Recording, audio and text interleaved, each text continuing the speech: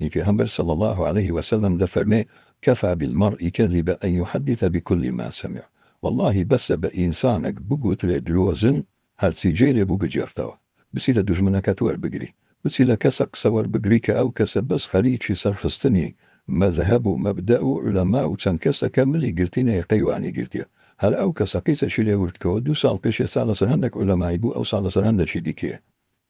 دوێنێ لەگەڵ ئیبن تەیمیە بوو ئەوڕۆ لەگەڵ ئیمامەکی دیکەیە ئێکو دەبیکاکە ئەو پەتپەتێن و ئیمامەی لۆ دەکەێت چاوکەم ڕەب العالەمین پەیامەشیرە بۆ تودا بەزاندیە جا ئەمە نەوەڵا کاکە نە گۆرانی نە مۆسیقا نە جوارە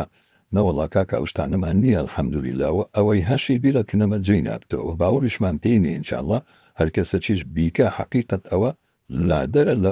لە ئیسلامەتی چونکە ئەوانە لصفة پیغمبر نبوين صلى الله عليه وسلم أو سوكرنيك خلق خوي ديكاتن پیغمبر صلى الله عليه وسلم ليكل دي وقوراني بو نوعي أناشيد وسرودنا بلا مو قوراني كهي وكديلي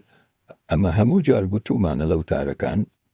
أو كسيك جويل مجدقوي يعني كابلا أجر ديني شينا بي بس بياواتي هبي جويل قوراني ناقري بس بياواتي جكا قوراني باسي ناموسي خشكو داكو عشيرتو عائلي خوي دكا عيبني إنسان دابني شي جيبقري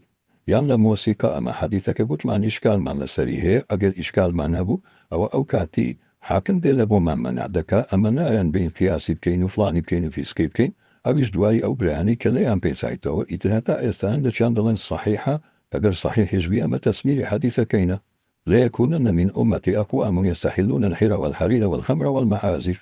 ئیتر معازف جەمعە هەمووی دەگرتەوە ئەوانەی کە تێدایە کەواتە ئەمە لەسەر ئەو حەدیثە حقيقة بو شوازي كسمان كردي وقتيت من مادام صحيحة أما سمعوا طعامان لبوها البخاري هنايتي بصيري جزم هنايتي هرسند المعلقات بلا مسيري جزم هاتية بويا أجر إشكالي تدا نبي لسنة دكا ومشكلة نبيتن وما لسر تساوماني دادنين وري دقرين بلان باقي إيتر موسيقى